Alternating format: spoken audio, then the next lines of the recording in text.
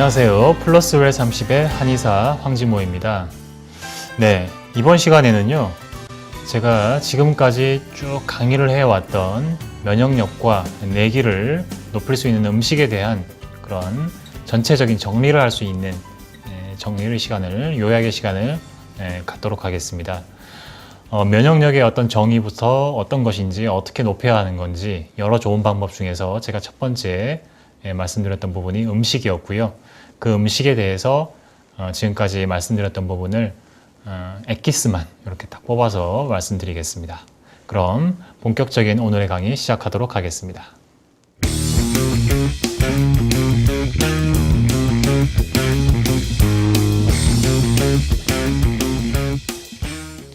네, 오늘 강의 시작하도록 하겠습니다. 오늘 강의는 우리 몸의 면역력과 내기를 높일 수 있는 음식에 대해서 전체적으로 말씀드리겠습니다. 제가 첫 회 강의를 시작하면서 면역력과 내기가 어떤 건지, 어떤 개념인지에 대해서 설명드렸습니다. 단순하게 설명드리면 면역력이란 내 몸에서 세균이나 외부의 바이러스에 대항해서 싸우는 힘, 즉 저항력이라고 할 수 있고요. 내기란 우리 몸의 내부적인 기운, 내기란 그 저항하는 힘과는 좀 다릅니다. 그 저항하는 힘을 조절하고 순환시킬 수 있는, 즉 조절력, 순환력 이렇게 설명드릴 수가 있습니다. 그래서 현대인들 많은 질환들이 있고 아이들 질환도 예전에 비해서 많이 생겼습니다. 대표적인 질환을 보면요. 성인들 질환, 자가 면역성 질환이 많고요. 또 아이들 많이 겪는 알러지 질환, 아토피, 비염, 천식 이런 질환들 많습니다. 그 외에도 암, 당뇨, 고혈압 같은 대사성 질환, 그리고 심장이나 뇌혈관 질환 이런 여러 질환들이 현대인들이 많이 생겼는데 그 부분이 생긴 이유가 봤을 때 대부분 그 조절력이라든지 그 다음에 순환력이 떨어지면서 발생을 합니다. 즉 우리 몸의 내기가 그만큼 중요하다는 것이죠. 이 내기의 향상, 즉 몸의 순환이 잘 된다, 또 순환이 안 된다, 또 건강하고 활기찬가, 그러지 않고 항상 잔병이 있고 힘들고 여러 증상이 있느냐, 이런 부분을 좌우할 수 있는 부분이 바로 우리 몸의 면역력과 내기고요. 그 면역력과 내기를 향상시킬 수 있는 첫 번째 방법으로 제가 지금까지 오랜 시간, 거의 한 2달 가까이 되는 것 같은데요, 설명드렸던 부분이 바로 음식의 바른 섭취입니다. 음식의 바른 섭취가 없이는 그 어떤 의학적인 치료, 한의학적인 치료도 크게 성과를 발할 수가 없습니다. 왜냐하면 기본이 되고 재료가 되기 때문에 그렇습니다. 재료가 없이, 그 어떤 재료가 없이, 또 좋은 재료가 없이, 튼튼한 재료가 없이 집을 잘 지을 수는 없겠습니다. 그래서 그 기본적인 재료 부분은 이 방송을 보시는 시청자분들께서 꼭 유념하시고 지켜주시면 많은 도움이 되겠습니다. 지금까지 이제 말씀드린 것이 음식을 어떻게 먹어야 하고 또 어떤 종류를 먹어야 하고 그런 내용을 설명드렸는데요. 좀 장기간 설명을 드렸습니다. 그러다 보니까 사람이 왜 어제 말한 것도 금방 잊어버리는데 몇 주 전, 막 2달 전 이런 내용을 기억하기 힘들 것 같습니다. 그래서 제가 그 전체적인 정리의 시간으로 엑기스만 뽑아서 좀 설명을 드리겠습니다. 전체적인 음식에 대한 아웃라인은 크게 보면 딱 3가지로 나눠볼 수 있습니다. 잠시 제가 적으면서 설명드릴 텐데요. 첫 번째는 골고루 잘 먹어야 한다는 것입니다. 골고루 잘 먹는다는 그런 주제고요.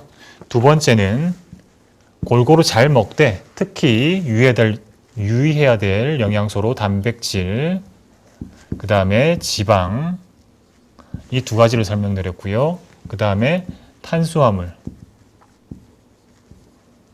좋은 탄수화물, 고급 탄수화물을 적정히 먹어야 한다. 그리고 세 번째, 건강기능식품 설명을 드렸습니다. 건강기능식품은 남들이 좋다고 하는 걸 맹신하기보다는 장기적인 복용 시에 나타날 수 있는 부작용에 대해서도 신경을 써달라, 그런 내용이었고요. 그 외에 양념이나 첨가물에 대해서 설명을 드렸습니다. 크게 이 3가지 아웃라인으로 음식에 대한 이야기가 구성이 된다고 하겠습니다. 하나씩 우선 좀 보면요. 골고루 잘 먹는다는 것은요. 음식의 가짓수가 많거나 반찬수가 많거나 이런 것이 아니라고 했습니다. 영양소를 균형 있게 먹는 것이 중요하다. 그리고 그 영양소는 3대 영양소, 즉 탄수화물, 지방, 단백질의 3대 영양소만 잘 먹어주게 되면 우리가 흔히 얘기하는 5대 영양소, 즉 비타민, 미네랄까지 그 3대 영양소로 인해서 다 섭취할 수 있는 게 원칙이다. 이렇게 말씀드렸습니다. 자, 이렇게 3대 영양소를 잘 먹게 되면 5대 영양소까지, 비타민, 미네랄까지 잘 섭취를 할 수 있는데요. 문제는 음식의 질이 과거와 좀 달라졌다고 그랬습니다. 예전과 질이 달라지고 질이 좀 낮아졌죠. 질이 좀 낮아지고 영양소 성분도 좀 떨어져서요. 비타민, 미네랄이 예전만큼 풍족하지가 않습니다. 반면에 현대인들 비타민, 미네랄이 많이 필요해졌습니다. 그래서 요구량은 늘어나고 섭취량은 적어진 상태가 됐기 때문에 별도로 보충을 해주시라.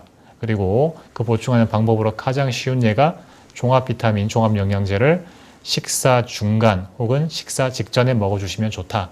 그렇게 설명을 드렸었죠. 이 골고루 먹는 음식, 3대 영양소가 중요한 이유는 그냥 중요하다 이게 아니고요. 실제적으로 설명을 드렸습니다. 예를 들면 우리 몸의 면역력을 저하하는 것은 대장의 건강이 매우 중요합니다. 그런데 이 대장이 건강하려고 하면 대장 위에 위치한 상부소화관, 즉 위, 담, 십이지장, 췌장 이것들이 대장의 상부에 위치하죠. 이 상부소화관들이 균형이 잘 맞고 제대로 기능을 해주면 하부에 위치한 대장이 자연적으로 건강해집니다. 즉 윗물이 맑으면 아랫물이 맑게 되는 원리와 같습니다.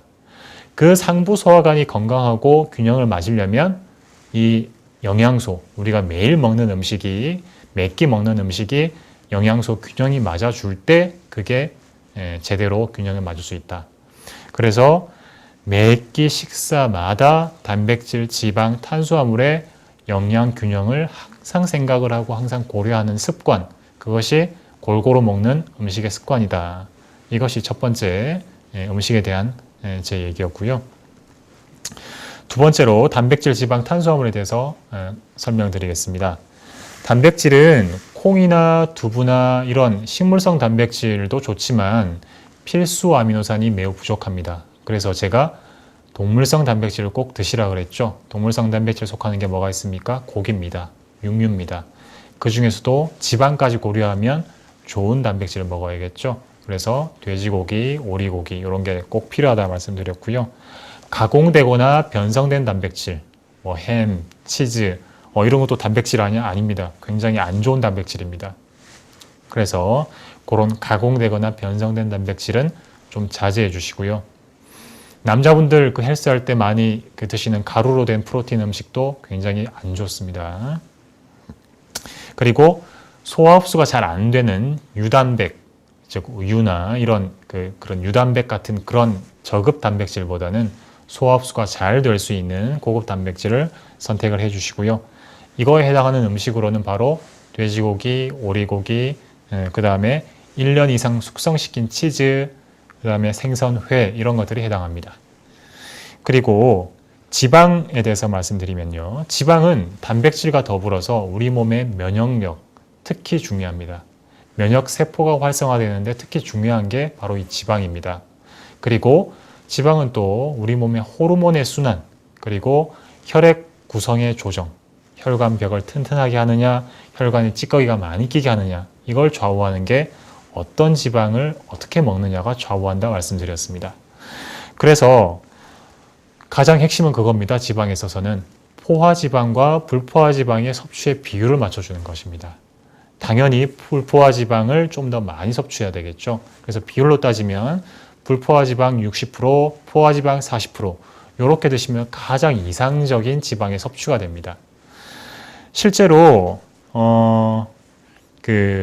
우리 육류 중에서도요, 소고기나 닭고기 쪽은 우리 몸에 들어왔을 때 포화지방이 좀 더 많게 됩니다. 반면에 돼지나 오리고기는 불포화지방이 좀 더 많아지게 되죠. 그래서 제가 돼지나 오리를 말씀드리는 것이고요. 그 외에도 지방에는 식물성 지방이 있고요. 그 다음에 생선 기름이 있습니다. 원래 생선 기름이나 식물성 기름은 굉장히 좋은 지방입니다. 불포화 지방에 속하는데요. 문제는 이것이 열에 매우 약하죠.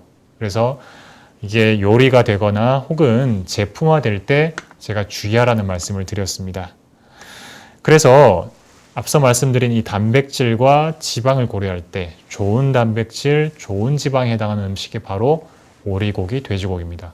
바꿔 말하면 3대 영양소 중에서 탄수화물 빼고요. 단백질, 지방을 한꺼번에 해결할 수 있는, 그것도 좋게 해결할 수 있는 게 오리고기, 돼지고기라는 것이죠. 그 외에도 좋은 지방은 올리브 오일, 생들기름, 그 다음에 생선기름, 그 다음에 생견과류, 이런 것들이 좋은 지방에 속합니다. 그리고 탄수화물을 설명드리면요. 탄수화물은 고급 탄수화물이 있고 좀 저급 탄수화물이 있다 설명드렸고요. 또 변형된, 모양이 변형된 탄수화물이 있고 변형되지 않는 게 있다 그랬습니다. 당연히 고급 그리고 변형되지 않은 탄수화물 두 가지를 섭취해 주시는 게 좋겠고요. 과일이나 술은 탄수화물의 측면에서 봤을 때 매우 안 좋다. 술은 안 좋은 거 당연히 알겠지만 과일도 탄수화물의 측면에서 봤을 때는 썩 그렇게 좋지 않습니다. 왜냐하면 과당이 너무 많습니다. 그래서 탄수화물의 과잉, 열 에너지가 너무 많이 생성됩니다. 그리고 순환도 막습니다. 그리고 위산 분비도 많이 시킵니다. 그래서 과일은 탄수화물 측면에서 봤을 때 좀 좋지 않다. 이렇게 설명을 드렸었죠. 그리고 이런 과잉 탄수화물의 문제가 우리 몸의 내장지방, 그리고 피하지방, 그 다음에 혈액 중에서 중성지질 이런 농도를 높인다. 이렇게 설명을 드렸고요. 빵 같은 경우에 빵 많이 드시지 않습니까? 우리나라 사람들. 밀가루 소비량이 갈수록 늘어나는데요. 반대로 쌀 소비량은 줄어들고 있고요. 이 늘어나는 밀가루 소비량의 주범인 빵에 대해서 설명드리면 빵은 첨가물이 꼭 들어갑니다. 특히 우리나라 유통되는 빵, 미국, 일본 유통되는 빵들이 거의 그런데요. 첨가물이 어떤 거냐면 인공 글루텐입니다. 인공 글루텐은 원래 글루텐이라는 것은 자연 이 밀가루 속에 존재합니다. 그런데 그걸 인공으로 만들어서 넣어주는 것이죠. 그 이유는 두 가지인데요. 맛을 쫀득쫀득하게 해줍니다. 그리고 보존 첨가제로서 역할을 합니다. 그러다 보니까 이걸 넣어주게 되는데 문제는 이로 인해서 소화장애가 많이 일어나게 됩니다. 그리고 빵을 만들 때 밀가루를 이렇게 빻아가지고 유통되는 밀가루 포대에 들은 걸 가지고 이제 반죽을 해서 만드는데요. 밀가루의 특성이 밀을 빻은 다음에 24시간만 지나면 이게 변성이 되기 시작합니다. 상하기 시작합니다. 당연히 좋지 않죠. 우리나라 이제 예전 그 동의보감 고전 문헌 한의학 원서를 보게 되면요. 밀가루가 풍을 만든다고 했습니다. 이 풍이라는 게 현대적으로 쉽게 얘기하면 가려움증, 혈관질환, 피부질환 이런 것들을 말하고요. 이런 질환들을 만드는 원인이 그 밀가루가 변성되거나 이런 것들 때문에 그렇다고 보시면 되겠습니다. 그래서 가장 좋은 탄수화물은 고급 탄수화물에 속하면서 변형되지 않은 탄수화물은 바로 흰쌀밥이다. 그리고 흰쌀밥이 좋지만 위염, 위궤양, 십이지장궤양, 그 다음에 오십견, 아침에 손이 붓는 사람들 이런 분들은 흰쌀밥도 좀 조심하시고 대신에 그 콩나물과 잣을 넣어서 콩나물 잣밥을 해 드시면 도움이 되겠다. 그렇게 설명드렸습니다. 마지막으로 건강기능식품과 양념 첨가물에 대해서 설명드렸습니다. 보리차나 결명자차 이런 것도 장기간 드시면 반드시 좀 안 좋은 부작용이 따르게 마련이고요. 홍삼 같은 경우에도 약입니다. 따라서 체질의 진단을 거쳐서 체질에 맞게끔 복용을 하여야 하겠고요. 유산균이나 효소제 같은 것들은 도움이 안 되는 건 아니지만 일시적인 도움밖에 안 된다. 근본적인 도움은 되지 않는다 설명드렸고요. 오메가3 같은 경우에는 음식으로 복용하는 것이 훨씬 좋겠다. 그렇게 설명드렸습니다. 그리고 비타민, 미네랄과 같은 건강기능식품은 필요합니다. 그런데 적정량 섭취해야 되고요. 또 적정량을 제대로 흡수율이 높고 부작용이 없도록 섭취해야 됩니다. 그 방법으로 말씀드린 것이 제가 어떻게 드시라고 그랬습니까? 식사 중간 그리고 식사 직전에 드시라고 그랬습니다. 식후에 밥 먹고 밥 숟갈 놓고 바로 드시는 것도 썩 좋지 않습니다. 공복은 더더군다나 좋지 않고요. 비타민, 미네랄, 종합 영양제 드시고 속 부대끼고 쓰려서 못 드시는 분들 굉장히 많은데요. 제가 말씀드린 방법대로 해보시면 그 부분이 많이 줄어듭니다. 그리고 비타민, 미네랄 섭취하는 방법 중에 또 하나 방법은 뭐 과일도 있지만 과일은 과당 때문에 제가 좀 안 좋다 그랬고요. 채소가 있습니다. 채소는 많이 드실수록 좋습니다. 그런데 살짝 익혀서 드시고요. 그냥 드시지 마시고 꼭 불포화 지방산에 기름을 같이 묻혀서 드십시오. 예를 들면 그냥 참기름, 고소하다고 참기름 섞지 마시고요. 생들기름을 사다 드십시오. 생들기름이 뭐냐면 참깨를 볶아서 기름을 짜는 게 참기름이고요. 들깨를 볶아서 짜는 게 들기름입니다. 근데 들깨를 볶지 않고 그대로 짜내는 것이 생들기름입니다. 이걸 구해서 나물이나 이런 거 드실 때 같이 드시면 도움이 되겠고요. 이렇게 드셔야 거기 있는 비타민과 미네랄의 흡수율이 높아지게 되는 그런 방법이 되겠습니다. 양념은 과도한 양념도 병을 만들고 또 무양념도 병을 만든다 그랬습니다.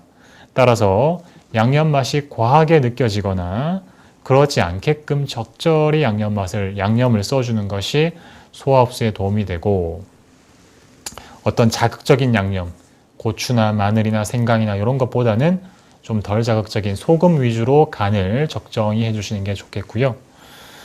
또 인공 감미료, 합성 첨가물 이런 거에 너무 민감하지 않으시되 과하게 쓰지 않는 조건 하에서 그 인공 첨가물이나 합성용 MSG가 들어가는 그런 음식물이 어떤 음식물인지, 좋은 음식물인지 나쁜 음식물인지, 우리 몸에 건강에 도움이 되는지를 꼼꼼히 따지는 게 더 우선이라는 것입니다. 쉽게 얘기하면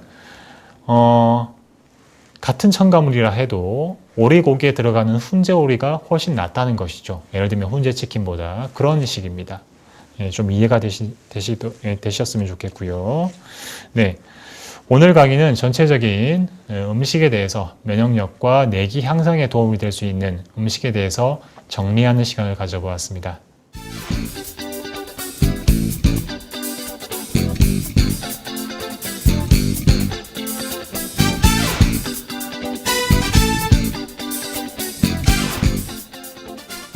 네, 플러스 Q&A. 오늘도 많은 분들이 질문 주셨는데요. 그 중에 이런 질문이 있습니다. 현미나 잡곡밥이 건강에 좋다고 알고 있습니다. 실제로 저희 식구들도 많이 먹고 있고요. 또 과일도 좋다고 들었는데요. 이게 실제로 건강에 도움이 됩니까? 이렇게 질문 주셨습니다. 예, 건강을 위해서 현미, 잡곡밥 또 많이들 먹고, 또 실제로 어떤 방송이나 또 지면에서나 여러분들이 권하기도 하시죠. 크게 그 이유를 보면, 그 좋다고 하는 이유를 보면요.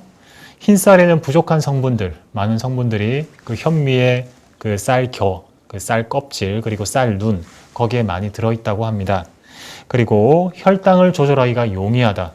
또 탄수화물의 과잉 섭취를 막을 수 있다. 이런 이제 점들을 많이 얘기를 하시면서 현미를 권하고 또 드시게 됩니다. 그런데 탄수화물을 과잉 섭취하는 것을 그렇게 막아주고